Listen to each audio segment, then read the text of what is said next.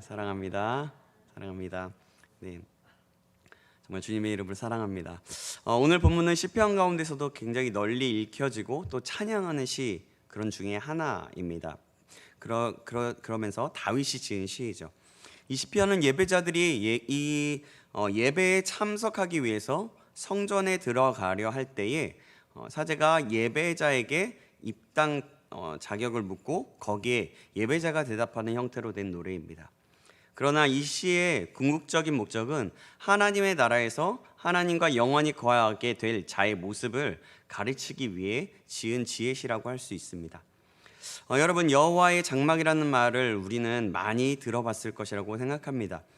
여호와의 장막이라는 것은 이전에 성전이 없고 예배당이 없었을 때 여호와 하나님을 만날 수 있는 그런 처소를 말합니다. 바로 하나님의 언약궤가 머무르고 있었던 그 장막을 이야기하죠. 하나님의 언약궤가 있었던 곳은 어떤 곳입니까? 바로 거룩한 하나님의 처소를 말합니다. 거룩한 하나님의 처소를 들어갈 수 있는 사람은 바로 구별된 제사장들이었습니다.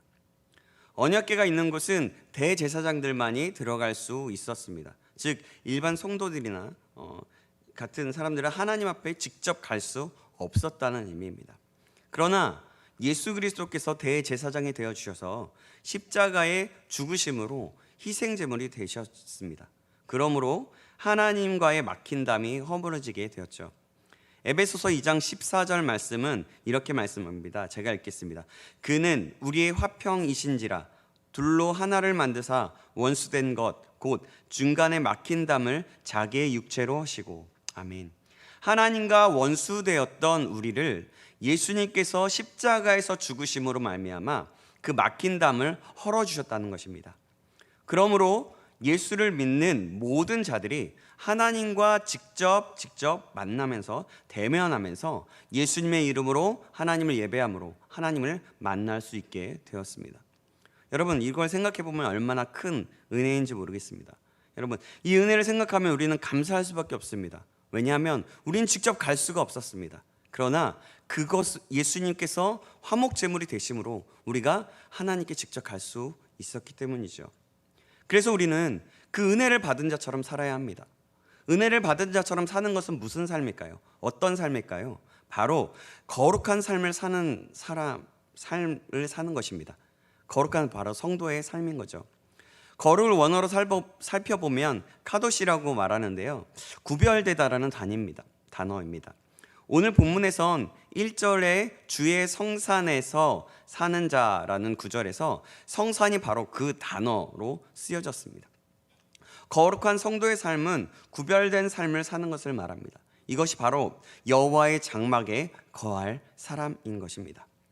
오늘 본문의 시편 기자인 다윗은 구별된 성도의 삶, 여호와의 장막에 거할 사람이 어떤 것인지, 어떤 삶을 사는 사람인지 오늘 본문 말씀을 통해서 말씀합니다. 그 내용은 무엇일까요? 10가지로 말씀하고 있는데요, 10가지를 한번 잘 살펴보겠습니다. 이를 행하는 자를 영원히 흔들리지 않겠다고 하시는데, 그럼 오늘 본문을 통해서 여호와의 장막에 거할 사람은 어떤 사람인지 우리 짧게나마 구체적으로 하나하나 상고해 보도록 하겠습니다. 첫 번째 뭐라고 했을까요? 첫 번째는 정직하게 행하며 공의를 실천하는 것이라고 했습니다. 오늘 본문 2절의 말씀을 같이 읽어보겠습니다. 2절 말씀 한번 보여주시겠어요? 2절 말씀 같이 읽겠습니다. 시작.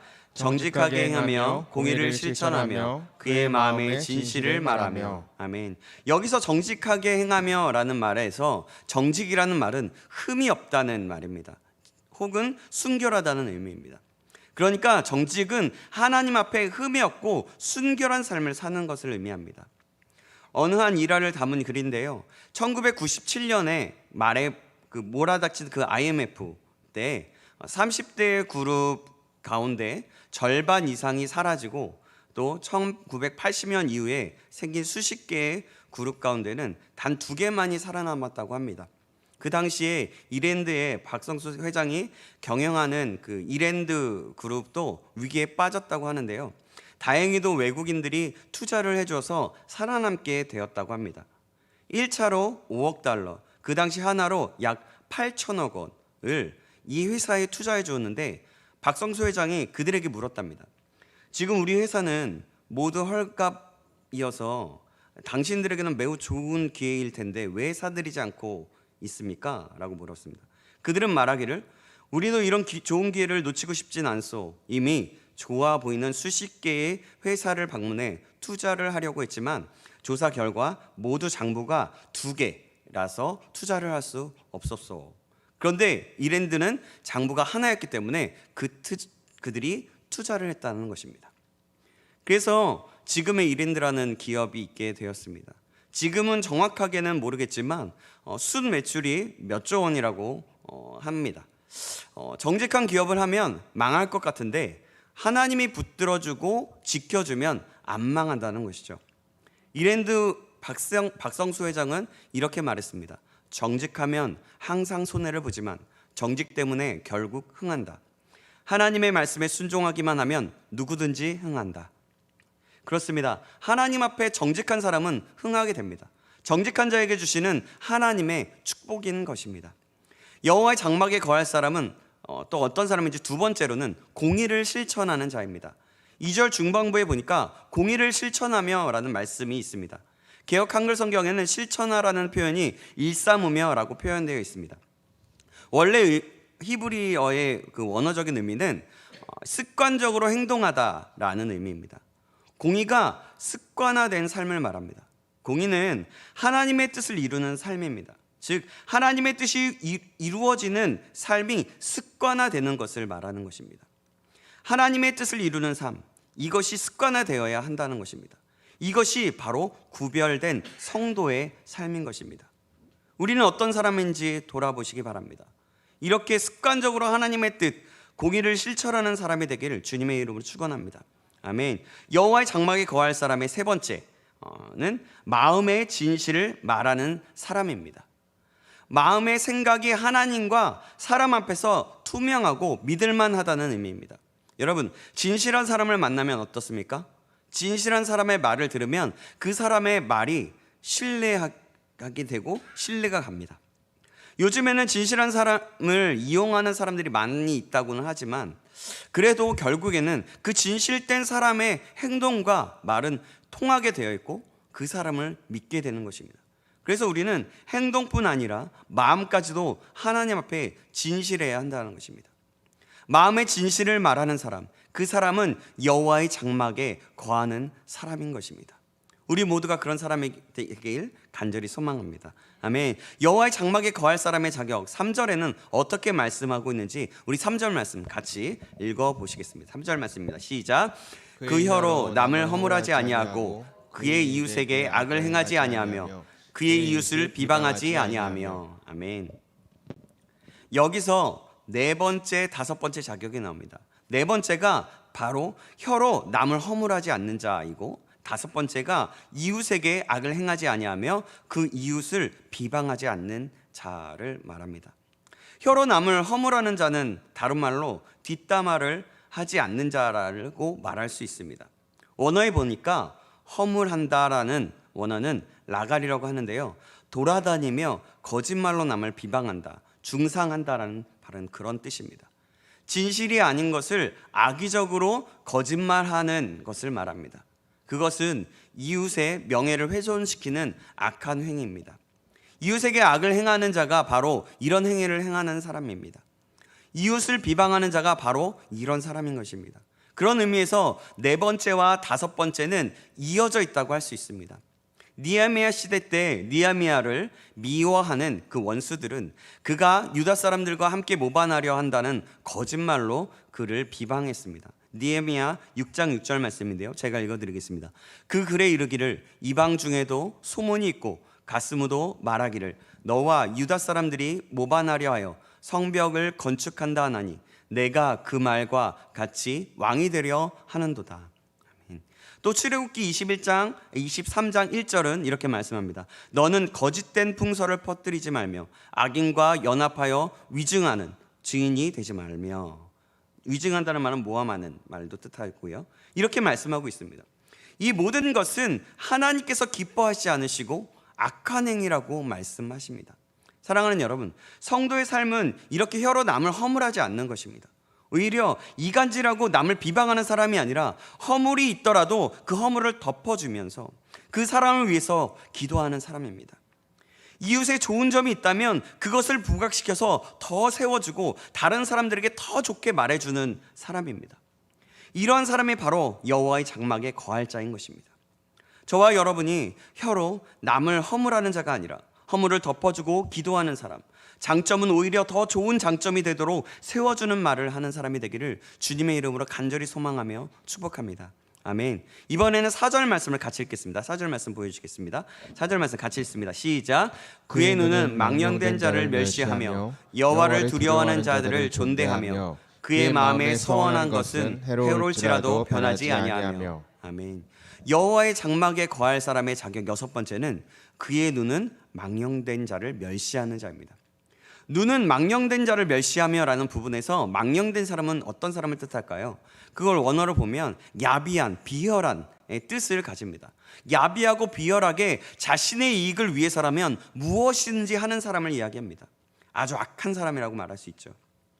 지금 우리가 사는 그 현대 사회는 어떻습니까? 자신의 이익을 위해서라면 무엇이든지 야비하거나 비열해도 전혀 상관이 없습니다. 세상은 계속해서 자신을 위해서라면, 자신에게 이익이 되기 위해서라면 다른 사람을 짓눌러도 된다라고 말합니다. 그래야 자기가 살아남는다고 말합니다. 자기의 생각이 맞으면 야비해도 비열해도 그 생각이 맞다고 하는 그런 시대입니다. 그런 의미에서 이 시대는 참 진리가 없는 시대입니다.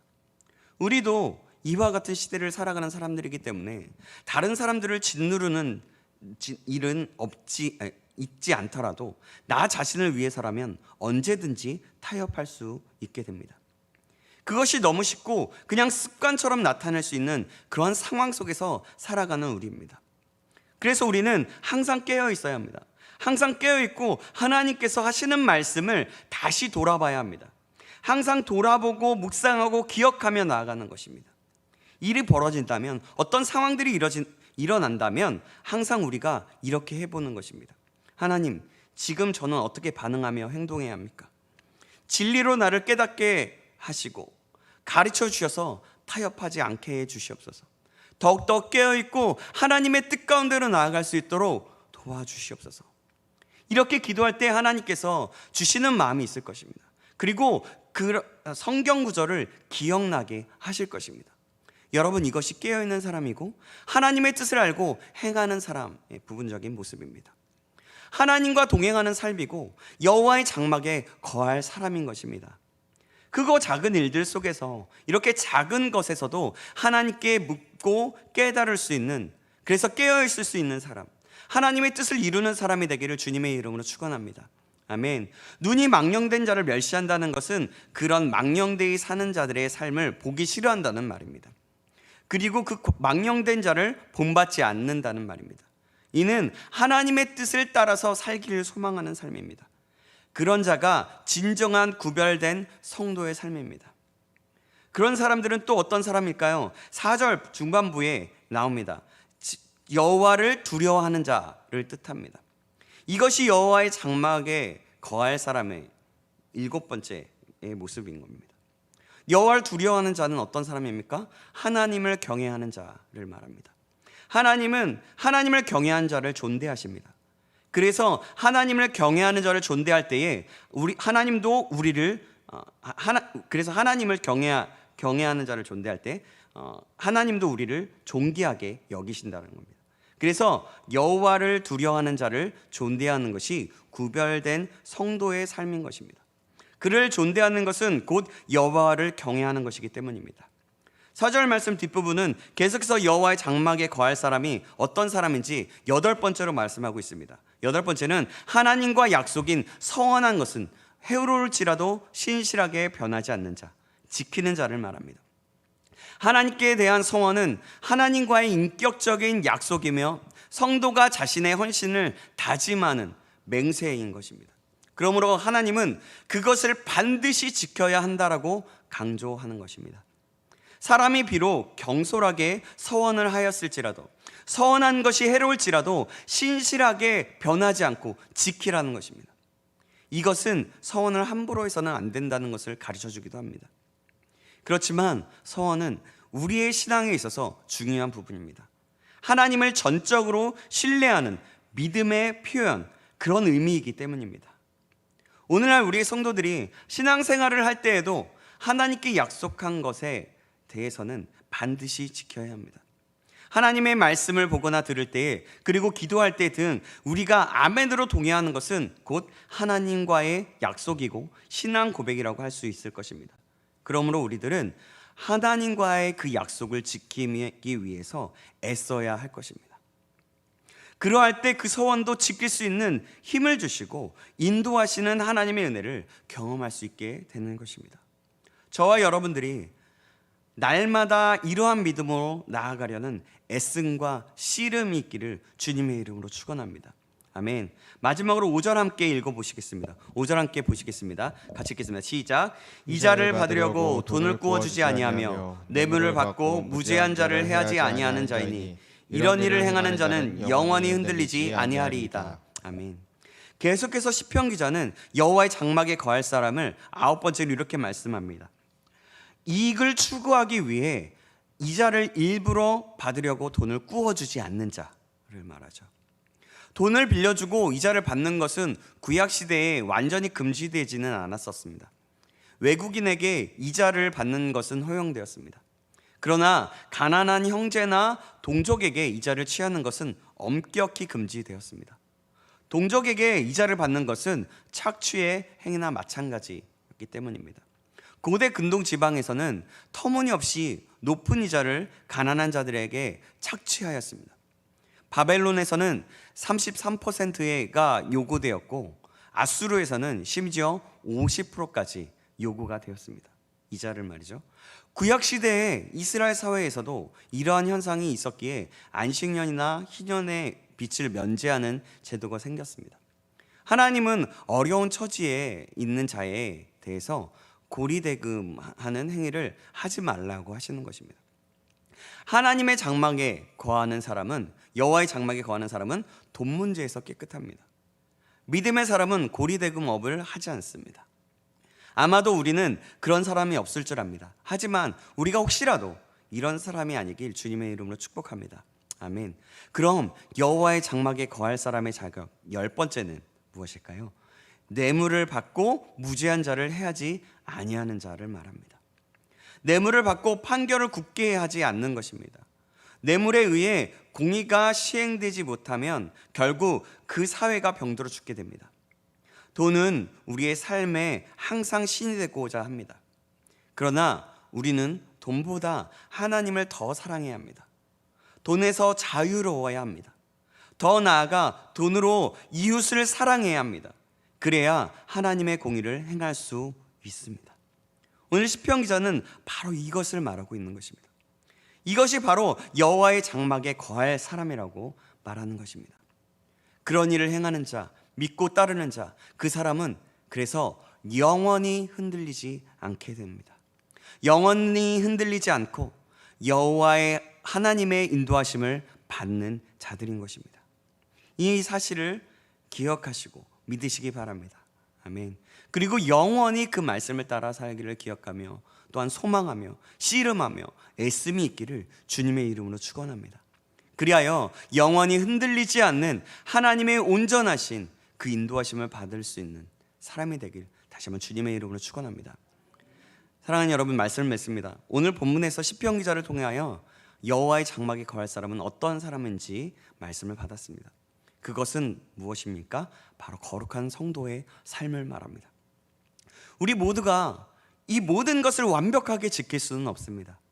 아니, 여기서 아마도 여호와의 장막에 거할 수 있는 자격이라고 말하면 그 자격이 있는 사람은 아무도 없을 것입니다. 왜냐하면 우리는 우리의 마음을 잘 압니다. 하루에도 수십 번이고 마음이 바뀌지 않습니까? 선한 것이 하나도 없지 않습니까? 하루에도 몇 번이고 말을 바꾸면서 약속을 지키지 않고 또 죄를 수도 없이 짓고 있지 않습니까? 바로 그렇기 때문입니다. 사실 우리에게는 그래서 소망이 없습니다. 그런데 하나님은 그 소망이 없는 우리에게 예수 그리스도를 보내주셔서 소망을 갖게 하셨습니다. 예수 그리스도의 십자가의 죽으심과 부활로 인해서 그 은혜로 인해서 우리를 이 자리에 있게 하시고 하나님의 말씀을 듣고 깨닫게 하셨습니다. 여호와의 장막에 거할 사람이 없지만 예수님을 통하여 여호와의 장막에 거할 수 있도록 하셨다는 것입니다. 이 은혜를 생각한다면 우리는 이 은혜를 갚는 자로 살아갈 수밖에 없습니다. 말씀을 기억함으로 힘써 말씀대로 살아갈 수밖에 없는 것입니다. 우리는 그래서 말씀, 우리의 힘을 다하여 하나님의 은혜를 생각하면서 이 말씀을 지키려고 의지를 가지고 노력해야 한다는 것입니다. 간절함으로, 그냥 간절함이 아니라 피 흘리기까지 힘을 다하여 애써야 하는 것입니다. 그러할 때 하나님은 우리에게 이것을 지킬 수 있는 힘을 주시기 때문입니다. 그리고 하나님은 그런 자들과 함께 하시고 그런 자들을 보며 기뻐하시며 그런 자들이 성장하는 것을 보고 흐뭇해 하십니다. 또한 그런 자들을 통하여 하나님의 일을 행하시는 것입니다. 그리고 그런 자를 거룩한 성도라고 말씀하십니다. 사랑하는 여러분, 우리도 이 말씀을 기억함으로 어떤 환경 속에서도 하나님의 말씀을 지킬 수 있도록 여호와의 장막에 거할 사람이 될 수 있도록 꿈꾸며 믿음으로 살아내는 저와 여러분이 되기를 간절히 소망하며 주님의 이름으로 축원합니다. 아멘. 기도하시겠습니다. 살아계신 하나님 아버지, 감사합니다. 오늘 말씀에 시편 기자를 통하여 여호와의 장막에 거할 사람은 어떤 사람인지 깨닫게 하여 주셔서 감사합니다. 오늘 말씀을 보면서 내가 과연 여호와의 장막에 거할 수 있는 자격이 있는지 돌아보게 되었습니다. 돌아보니 우리에겐 자격이 없고 소망이 없었습니다.